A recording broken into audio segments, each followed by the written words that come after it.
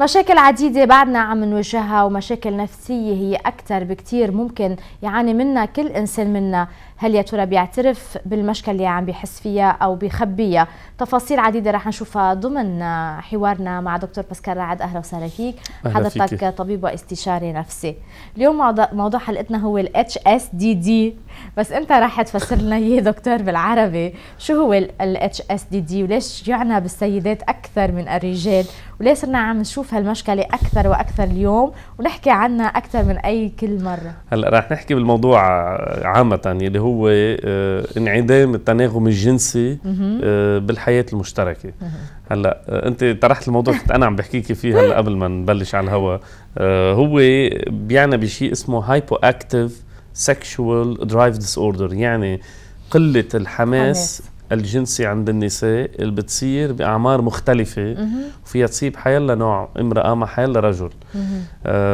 هلا قبل ما نوصل لل HSDD لأنه هذا جزء كتير صغير بس أنت طرحتيه بالأول، أول شيء بدنا نحكي عن التناغم الجنسي والفتور يلي الفتور اللي بيصير بين العلاقة الفتور اللي بيصير بالعلاقة، أو حتى من الأول إذا صار في عدم ترابط أو تناغم بالجنس قد ايه بيأثر على العلاقة بين الشخصين. أول شيء خلينا نبلش في فترة من الفترات بحسوا فيها الرجل والمرأة إنه هن كتير في اشتياق للعلاقة الجنسية بين بعض، وهالاشتياق اللي بحسوا فيه وهالمرحلة اللي بتبقى كتير عالية بتنخفض مع الوقت وبتنعدم لنوصل لهذا. في عنا نوعين من المشاكل بتصير من الناحية الجنسية. في الحالة اللي بتصير إنه من بداية العلاقة الزوجية في عدم تناسب، فيها الشخصين عم يحسوا انه ما عم يقدروا يتواصلوا من الناحيه الجنسيه بطريقه سليمه، الا كواجب يعني في حدا يعني يا الطرفين منو راضين.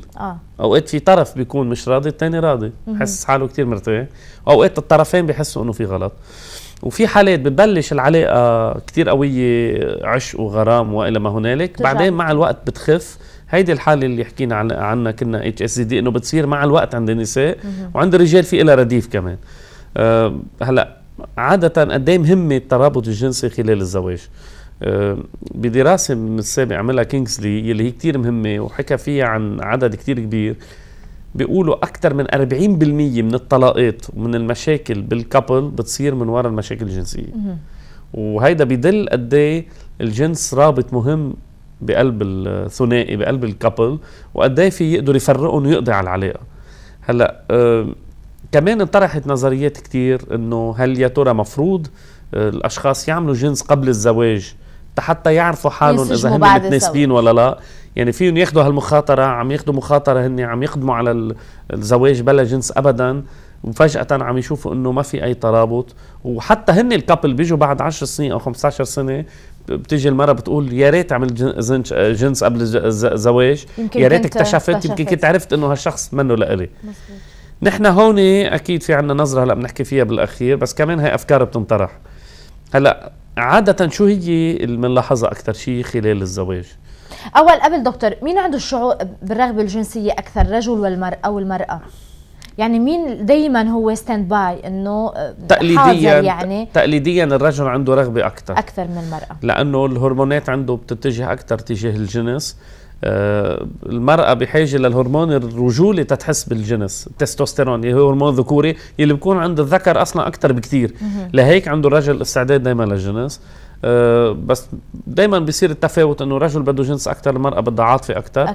وبيصير في تفاوت بهالموضوع، وبيصير في اوقات نوع من اللعب والتلاعب، بيصير يضحك عليها شوي حتى ياخذ جنس مثل ما هو بده، وهي بتصير مدله اياها تاخذ منه عاطفة اكثر، بيصيروا يلاقوا نوعا ما. نحن شو بنلاحظ اكثر شيء مشاكل بالكابل يعني وقت يكونوا ثنائي؟ اولا توجه مختلف تجاه الجنس، يعني different attitude. يعني رجل بيكون عنده نظرة للجنس كتير متحررة، المرأة بتعتبر انه الجنس هو شيء حرام او شيء عيب او شيء مقرف. القرف بالجنس عند المرأة هو عامل كتير بيزعج عند الرجل. الرجل اللي هو قليل عنده مشكلة القرف من الجنس، انه بالنسبة له هيدا شيء كتير غرائزي وقوي. عند المرأة في نوع من الحساسية المرهفة تجاه الجنس. دونك هيدي اول شيء بتصير. 2 وقت يكون في حماس مختلف للجنس، شخص بده أكثر من حدا والتاني بده أقل، أو حدا ما عم يقدر يخلص بسرعة التاني عم يخلص أبكر، حدا بده كذا مرة بالليلة، واحد تاني بيعتبر إنه هالشي غصيبة عم تصير. في عالم بيوصفوها كانه مدخون بالاكل، كانه مدخون بالاكل وبده ياكل، والشخص الثاني بيكون معه مشبع. هيدي كمان بتخلق مشاكل. وثالث مشكله بنلاقيها اكثر شيء هي قدره الاشخاص يلاقوا وقت لبعضهم. هيدي بتخلق مشكله مع الوقت، لانه بيصير الجنس روتيني اوتوماتيكي ميكانيكي، بيصير مهم يعملوا هالواجب يلي هو 5 دقائق كل يومين 3 وخلصنا. خاصة إذا كان في هدف منه الإنجاب أو مش خاصة إذا هدف منه إنجاب بيصير مؤقت كمان على الساعة وعلى المسطرة. بس نحن بنلاحظ إنه دايما بيصير في تفاوت، المرأة بدها عاطفة، الرجل بده جنس. وهيدي يمكن أساس المشكلة عم بتكون دايما. هيدي أساس المشكلة. وهيدي بيفسر ليه المرأة أوقات وقت تكون العاطفة ناقصة والعواطف منها قوية تجاه الرجل ما بتقدر تمارس الجنس بسهوله. وهون الرجل بيمتعض انه ما عليه رخي حالك، ما عليه انه بننبسط فيها، بالنسبه لها هي لا انا ما عم بقدر احس. طيب دكتور، حضرتك بس بالبدايه قلت انه اوقات بتبقى الرغبه الجنسيه كثير قويه، ومع الوقت بتصير تخف هالرغبه الجنسيه. نعم. ان كان عند الرجل او كان عند المراه. شو السبب؟ يعني شو السبب الاساسي؟ هو لانه بطل في حب، لانه صار في عاده، لانه العلاقه صارت روتينيه، لانه صار في انشغالات، لانه ستريس اليومي؟ كلهم مع بعضهم. يعني كل ما نزيد هو ستريسات بطريقه معينه العلاقه الجنسيه بدها تنضرب. العلاقه الجنسيه اجمل شيء وقت تصير بطريقه منا معده، بس يكون عندها وقت. ما هون مشكله، في تناقض بالفكره، بس عم نقول ما بدنا نحضر لها لكن وما في وقت. ما بدك تعطيها وقت، دونك بدك تحضر لها، تفكر فيها، بدك تحضر لها. وقت تقول انا بالويك اند مثلا هالنهار بدي يكون مع مرتي، بس عم تيجي تقول هالحديث يعني عم تحضر لها، دونك صار في تناقض شوي بالحكي. بس بالنهايه دائما العلاقه الجنسيه مع الوقت بتصير تخف وبتكبر الصداقه بين الشخصين. وقت تزيد الصداقه بيصير الجنس ما عنده دور محوري، يعني ما بيعود هو الرابط الاكبر، لانه بالاول بدايه العلاقه بيكون شخص عم يتعرف على الثاني بيكون حماس كتير قوي. بس هيدا ما بيعني انه الاشخاص ما بيقدروا يتركوا موقع للجنس كتير مميز وكتير اساسي. في تطوير للعلاقه بدها يصير، العلاقه الزوجيه او علاقه الكابل الثنائي بدها تتطور مع الوقت تيلاقوا اكيليبر، تيلاقوا تناغم. هيدا التناغم بده وقت تيلاقوه، اوقات بيرجع بينضرب مع الوقت، خاصه اذا صار في مشكله صحيه عند احد الافراد، وجع معين، ظهر بالاجر، بالمفاصل، حراره، مشاكل بالصحه، هيدا كله بيأثر. كمان في انشغالات النهار، يعني المراه اللي بتكون عم تشتغل كل نهار بشغلها بتوصل عشيه عند الاولاد بدها تشتغل فيهم، بتوصل عشيه الرجال بيكون صار له 5 ساعات مرتاح وناوي على شغلته، فجأة بيجي بيلاقي المرأة طبت على وجهها بدها تنام. مش كتير ظابط. هيدي الشغله كمان كتير اساسيه، وهيدا بيشكل فرستريشن، يعني نوع من القهر عند احد الافراد بخليه انه يصير يطالب الثاني، واكيد مع الوقت بتخليه انه اوقات يصير في خيانه زوجيه من وراها. طب الفتور بالعلاقه الجنسيه هي يعني باراده الشخص او هي خارج عن ارادته؟ عاده وقت يكون الانسان عنده قهر تجاه الشخص الاخر اوقات بيجبر حاله ما يعطيه جنس. يعني بتجبر المرأة نفسها ما تشارك بالموضوع، بتعمل شيء بسموه بلوكاج، يعني بيكون في نوع من الانغلاق حتى ما تشارك.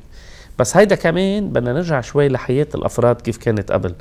في كتير أوقات رجال بيلتقوا بالنساء بيلاحظ إنه مثلا ما عندها الحماس أو عندها نوع من الخوف تجاهه، وهيدا الشيء بيزعجه، بيقول لها إنه أنا كنت مع بنات كانوا يموتوا علي، ليه أنت بحسك كأنه منك رغبتيني. كمان بده يفهم شخصية الإنسان. في كتير أوقات نساء تم التحرش فيهم جنسيا بعمر صغير، وهيدا أدى إنه يصير في عنده خوف من العلاقة الجنسية. يعني السكشوال أبيوز بخلي المرأة تنغلق، تخاف، تتموقع، ما بتعود بدها جنس بطريقة قوية، وهيدا شيء كمان بيأثر. الرجل كمان بده يتفهمه، وفي علاجات للموضوع المرأة ترجع تقدر تمارس بطريقة صحيحة. في كتير دراسات بتقول أوقات الجنس بيقعد سنة مع المرأة بعد الزواج، خاصة إذا كانت عذراء قبل، تقعد سنة تفوت بالفكرة الجنسية بطريقة صحيحة. هيدا كمان رجل بده يكون جدا متفهم كيف إذا كان عنيف أو عم يطالب بشغلته، هيدا بيخلق بعد عند المرأة وفتور مع الوقت. هلا موضوع ال HSDD اللي حكينا عنه، الهايبو اكتيف سكشوال درايف، هون صار في كتير نظريات. شو؟ انه المرأة بتكون عبنا ماشي حالها من ناحية الجنس، بعدين فجأة بتبطل تحس من ناحية الجنس، بطل عندها شعور، يعني بطل عندها رغبة بإقامة علاقة جنسية. انه إذا الرجل هو ما انوجد بهالموقع ما رح تطلب جنس. اصلا قلة النساء اللي يطلبون الجنس، وهلا بنحكي عنها من ناحية تغيير الادوار اوقات. بس بالمبدأ هيدي ال HSDD كتير بتخوف النساء. السؤال صار انه هل يا ترى المفروض نعطيها دواء؟ ايه ليش صار هيك يعني؟ ما بنعرف، ما عم سبب. فينا نعرف هل يا ترى هو تطور البشريه هلا اللي عم بيصير انه وجود شريك واحد بالحياه هو شيء قليل، مفروض الانسان مع الوقت يغير. هيدي نظريه كتير عم يحكوا فيها باوروبا وامريكا، انه لكل عمر له زيجته، انه من 20 ل 30 نوع مره اذا كان رجال او بالقلب، من 30 لل 40 بيتغير الدماغ، بدك شخص ثاني. ما فيك تطبقه ساعتها، ما فيك تطبقه ابدا يعني. لا بس هون عم نحكي حالات بيصير في نوع من الانعدام الجنسي بالمنزل. يعني المراه ما بتطالب الجنس، اذا رجل ما حكى معها ما بتقول بدها. هل يا ترى العلاقه غلط مع الرجل؟ يعني هالرجل عم يصدها بطريقه معينه، عم يمدع لها عواطفها، عم يطالب بالجنس الميكانيكي بشكل انه هي بطل في عاطفه، لغت الجنس كله سوا. هل هو ضعف من ناحيه الهرمونات بيصير مع العمر لفكره لدرجه انه فكرنا نعطي هرمونات حتى، يعني دي اش او اي اللي هي نوع من التستوستيرون معدله، هيدي بتنعطى بالسبور وبالنشاط وهيك، صارت عم تنعطى اوقات للنساء، عم تطرح الفياجرا عند النساء لتقويتهم جنسيا. في كذا ادويه انرجاكس وكل هودي اللي هن بينعطوا شوي صغيره او ستيمولاكس حتى، يعني ادويه نوعا ما عم تشتغل على الناحيه. فعليا الدواء ما عم يعطي وظيفه، يعني هي ما عم نقدر نعطي نفسية. نتيجه بالدواء. هيدي الفكره انه الهيئه في قصص نفسيه عند المراه بتخليها مع الوقت، خاصة إذا كان الشريك منه متعاون، تصير بعد عنه جنسيا. ولاحظوا بكل الدراسات إنه الفتور العاطفي بيسبق الفتور الجنسي. يعني المرأة اللي بتكون محمسة عاطفيا قلة ما تعمل هيدي الحالة، اللي هي الحالة بتصير مع الوقت. بالأول بتبلش جنسيا قادرة المرأة، ومع الوقت بتصير تفقد هالقدرة اللي عندها إياها.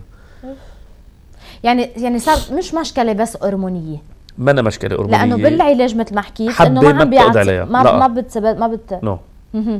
هون كمان بيتطلب من المرأة يكون عندها انفتاح كبير بالموضوع تتيجي تتعالج، لأنه تعرفي المرأة طيب ما حتى ما بيبين عليها إنه ما في كتير إثارة جنسية قد الرجل. الرجل دغري بينفضح إذا ما في انتصاب، إذا ما في قذف اللي هن جدا واضحين، يعني الرجل ما عمل الجنس. المرأة فيها كل العملية تكون مخفية.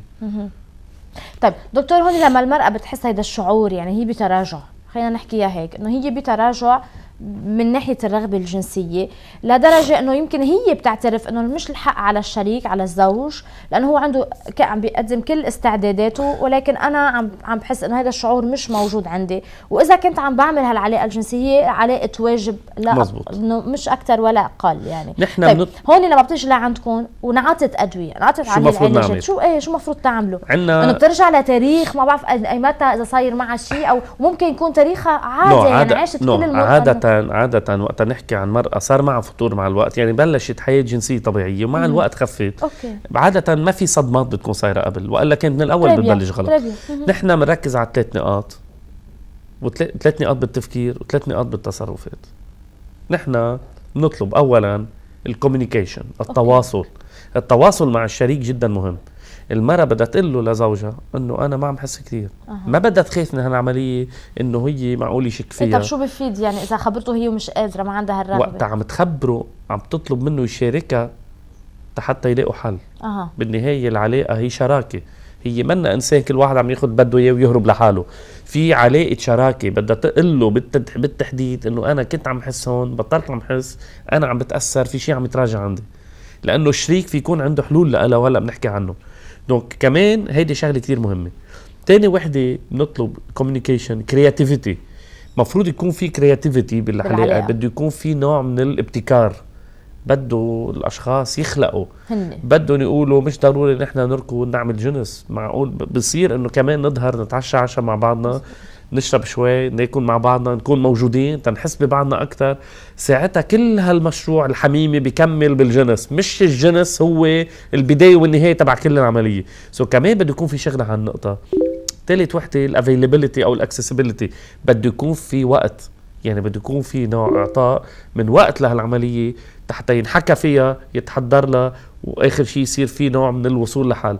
ما العملية بتصير انه نحن بنعطي دقيقة بالاسبوع بعدين بنقول انه عم يصير عندنا مشاكل كتير. غريب، الرجال عم يسافر 3-4 اسابيع، شهر، بيجي يومين ما بيلحقوا يلعبوا الاولاد، بعدين بيفلوا بيقولوا في مشاكل بالبيت. اكيد بده يكون في مشاكل، بده يكون في وقت حميمي للاشخاص. دونك هون بنطلب منه التواصل، النوع الابداع او الابتكار والتواجد حتى يقدروا يعملوها. هلا من ناحيه تغيير الافكار الاساسيه عند الاشخاص، شو نحن بنجرب شوي صغيره نعطيهم توجه. اولا يصير في نوع من تغيير الدور بين الرجل والمراه. نحن تقليديا الرجل هو الانسان اللي بيطلب الجنس، يلي هو بيكون بيمارس الجنس، بيكون موجود وضعيا فوق المراه، انه هو مسيطر على الوضع. كل هودي الافكار منا صحيحه. المراه فيها تطلب جنس، فيها هي تبلش، فيها هي تخلق له جو للرجل تحت تهوير. هيدي كتير أساسية. حتى في كتير رجال بيشتكوا مع نسائهم إنه أنا معك ما بتعملي شيء أنت. متى أنا من قبل كنت صاحبتي صديقتي من قبل كانت هي تهتم فيه وتغنجني. هيدي شغلة كتير أساسية، والنساء مفروض شوي يتخطوها حتى هي كمان يرجع عندها حماس. يمكن إذا هي بتصير أكتيف، هي عم تخلق، هي عم تاخد المبادرة، كتير بيعطيها نشاط جنسي وبحمسها. دكتور، قديش في فتور جنسي؟ يعني قديش في فتور بعلاقة الجنسية اليوم؟ أكثر من نص الزيجات 50% تقريبا. 50% وكلها مبررة؟ ما مبررة، بس في أوقات في كتير كابلز بيتفقوا على هالموضوع وبيتفقوا إنه نحن الجنس هو منه أساسي فينا. بنعمل جنس مرة كل شهرين ثلاثة، بالنسبة لنا عادي، نحن أخت وخي بالبيت. يعني في نوع من التفاهم إنه نحن الجنس انتهى. بس أكيد هالكابل بيكون عنده قصص برا. يعني ما معقول كابل طبيعي يكون ما في جنس لا برا البيت ولا بقلب البيت ويكون عايش طبيعيا. طب يقال في نوع من التفاهم. يقال دكتور صحيح الرجل رغم كل تعبه أثناء النهار وحتى لو رجع مأخر على البيت وكان عنده ضغط شغل، بيطلب العلاقة الجنسية. يعني بيطلب العلاقة بينه وبين زوجته. هذا الشيء بيأمن له الراحة النفسية وبينسيه كأنه تعب النهار كله. هذا الشيء بينعكس سلبي على المرأة، لأنه المرأة ما بتفكر بهالطريقة. لحظة، هيدا الحديث منه كتير دقيق، لأنه في كتير أشخاص رجال مع التعب ما بيحسوا بالهيجان الزائد. يعني الهرمون الأدرينالين اللي هي بتزيد وقت الإنسان يكون تحت ستريس والضغط النفسي، فيها تخلق عند الرجل مشاكل انتصاب. مش مشاكل قلة لذة، يعني ما عنده هالشعور انه انا بدي بلش بالعملية الجنسية. زاد شيء عند المرأة، في نساء مع ستريس بيحسوا بحاجة جنسية تيريحوا نفسهم، موجودة هيدي، مش انه شغلة مبتكرة. وفي نساء اكيد بيحسوا بهالتعب. العملية منا كتير دقيقة، بس نحن تقليديا دايما عندنا فكرة انه الرجل هو طالب الجنس والمرأة متلقية الجنس. في حدا عم يعطي وحدا عم ياخذ، اللي هي منا كتير صحيحة. طيب دكتور، في جرأة يعني ما في خوف من الطرفين انه يروحوا عند طبيب نفسي ويشرحوا وضعهم؟ هلا عم بتصير اكثر شيء ببلشوا بطبيب نسائي او طبيب مسالك بولية عند الرجل اذا في مشاكل انتصاب، او طبيب نسائي عند المرأة، وبيتم تحويلهم بعد السير بعملية مثلا مهدئات طفيفة أو السير بعملية أدوية منشطة. دغري بيتم تحويلهم لطبيب نفسي مختص حتى نقدر نشتغل عليهم من ناحية التفاهم الجنسي واعطاء نوع من الجايدنس. كنت عم بحكيك شوي عن نقطة ما كملت لك اياها بس مهمة. اولا تغيير الادوار إلنا، ثانيا التفاهم بين الزوجين، انه مش كل عملية جنسية هي ممارسة. في كتير جنس خفيف، في كتير فليرتينج، في كتير لعب بين الطرفين، مش ضروري يخلص دايما بالممارسة. هيدي شغلة كتير بيقولوا انه مثلا خلال فترة الميعاد المرأة ما بتقدر تعمل لانه لاعتبارات صحية، صح. لكن الطرفين ما بيقربوا على بعض. كتير غلط، في يكونوا موجودين عند بعضهم يمارسوا جنس جدا خفيف جدا ناعم وما يصير في ممارسة كاملة. يعني على طول يلاقوا قرابة بين بعضهم لحتى يكون في تواصل جنسي. ثالث شغلة، مش كل جنس مفروض يخلص، مش كل جنس مفروض يوصل للأورغاسم اللي هو للنشوة. في كتير أوقات مفروض أحد الطرفين يتنازل للتاني باعتبار أنه مش هي النهاية. ونحن أصلا كتير بنشتغل مع أشخاص بيجون عندهم مشاكل جنسية وبيعشقوا منها موضوع، بنجبرهم يمشوا لفترة معينة أسبوعين أو 3 مثلا، يجربوا يكونوا جنسيا مع بعض بلا نشوة. هيدي كتير تدريب صعب لألون، بس كتير بيقربوا من بعضهم لأنه بيكون عم يعطيهم وقت لتعامل آخر ما هو النهاية بحد ذاتها. طب المشاكل العضوية، الأمراض العضوية بتؤدي إلى مشاكل نفسية أو العكس صحيح؟ الاثنين مترابطين. المشاكل النفسية فيها تعب الجسم وتخلق لك عوارض ما كانت موجودة من قبل، وأكيد المشاكل العضوية فيها تخلق مشاكل نفسية. نحن بالنهاية بس الأسهل العضوية لأنه إلها علاج، والنفسية هي أصعب. لا مش بالضرورة، اثنيناتهم صعبين واثنيناتهم هينين. المشاكل العضوية إذا كان عنده سكري أو ضغط أو تضيق بالشرايين في أوقات ما لها علاج، وهيدي مشكلة كتير كبيرة. يعني بيوصل لحد بيعرف حاله أنا ما بقدر مارس إلا مرة كل أسبوعين إذا مارست. مشاكل النفسية كمان بنقول هيدي ما بدها شيء علاج ودواء. في كتير أوقات كتير أشخاص بيكسروا راسهم بالموضوع ما بيوصل لحل. يعني بيجهدونا وبيجهدوا حالهم، بيكونوا كل وقت عم يشتغلوا عليها وبنلاقي صعوبة. بس هلا اكيد مع الحالات النفسية 99% عم نقدر نوصل لنتيجة وقت يكون في رغبة من الطرفين باصلاح الوضع. حلو. نحن بنلاقي اوقات، وهون بنلاقي يعني نحن بنعتبرها نوع من الآفة الاجتماعية. في كتير اشخاص رجال ونساء بدرجة اقل بيعتمدوا علاقة خارج الزواج لحل المشكلة الجنسية. وهذا الغلط غلط كتير كبير، لأنه بالنسبة لأننا ما حليت المشكلة. أنت جربت تلاقي بديل، بدل ما يتعاطى الإنسان إروين رح تعاطى دواء بديل له، بس بعده تعاطي بالنهاية. بالنسبة لك أنت ما حليت المشكلة. الحل هي مع الشخص الموجود أنت معه تقدر تدريجيا توصل لتفاهم.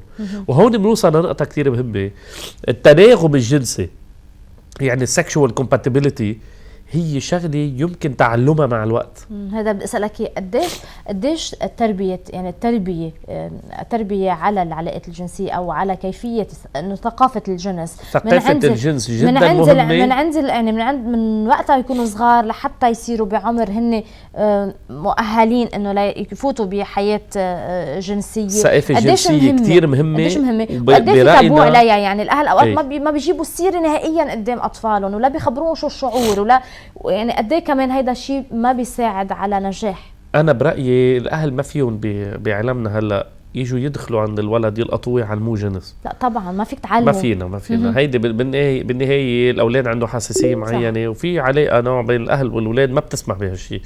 اكثر بترتكز العمليه لتعليم نوعا ما موضوعي بالمدرسه، وحتى الشخص هو بيسال وبيكتشف الموضوع مع اصحابه شوي صغيره يعمل، والاهل بضلوا حاضرين. اذا اجى الولد سال سؤال مبهم بيكونوا موجودين حتى يعطوه نوع من التوجه. تفرجون اهميه الحب يلي هو بيربط هيدي العلاقه، نحن اللي بيهمنا هيدا الشعور بس تكون كثير واضحين. بس تنجاوب علميا، نحن بالنهايه ما عم نشتغل اخلاق او دين، هون عم نشتغل علم وطب نفسي. بالنسبه لنا العلاقه الجنسيه قبل الزواج ما بتعني باي شكل انه الزواج رح يكون ناجح جنسيا.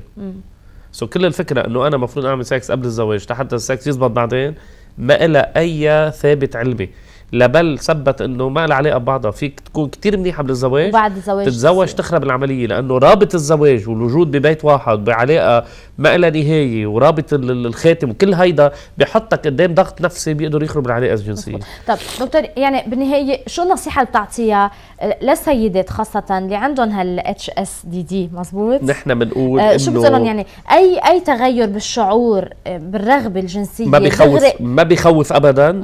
يجب معالجته بسرعة كتير كبيرة، طلب المساعدة، التواصل مع الشريك، ولا هيدي بخصوص الفتور اللي بيصير بعدين اللي حكينا عنه. بس كمان بالنسبة للأشخاص اللي بتزوجوا وبيلاحظوا حالهم من أول كم شهر منا ماشي الحال، ما يعتبروا انه الزواج فرط. هيدي خطأ مميت. وهلا بالدراسات الحديثة بيقولوا انه الكومباتيبيليتي از ليرند بيهيفير، فيك تتعلمه بالزواج. يعني فيك تروح وترجع على الرايق ترجع تشوف كيف انت عم تتواصل. في كتير اشخاص بيقولوا وبثقة بيقول لك انه قبل الزواج بوسة وحدة بتكفي تعرف اذا الشخص انا رح ارتاح معه او لا. لكن هذا ذكاء عاطفي، بيقدر الانسان يحس على الثاني انه هيدا الشخص انا رح ارتاح معه ولا لا. ما ضروري الممارسة تكون كلها كاملة ونهائية انت تبني صورة عن الشخص. فيك تحس بالشخص تاني عاطفيا، تتقرب منه كتير، لانه هيدا هو الاساس الجنس يزبط بعدين. بالنهايه مثل ما قلنا الجنس هو تواصل بين الاشخاص، وهو تواصل اسمى تواصل الجنس. التواصل الاساسي بده يكون موجود. اذا ما في حديث بين الكابل، اذا اول ما يحسوا شوي الجنس مش ظابط، كل واحد بيروح بزاويته، كل واحد بيدير على شغله، ساعتها بدها تنتهي العلاقه حتى لو شو ما عملنا وشو ما اعطينا ادويه. التواصل جدا مهم، والانفتاح، ويعتبروا انه هيدي مشكله تتعالج مثل غيرها. بيجوا اثنيناتهم بيجوا عند الطبيب بيحكوا فيها وبيلاقوا حل بطريقه كثير سهله. دكتور باسكال رعد، شكرا لك، شكرا على المعلومات وعلى الموضوع. على امل انه المشاهدين يكونوا عرفوا اهميه هذا الفتور، ليش بيصير وشو اسبابه وشو عوارضه وكيف بيكون علاجه، يكون في صراحه بين الشريكين والحوار يكون موجود، واذا في اي مشكله طبعا يستشيروا طبيب. شكرا لك. لا لك كمان. مشاهدينا لهم تنتهي حلقتنا، انا بدي ودعكم على امل انه نشوفكم بحلقه جديده. الله معكم.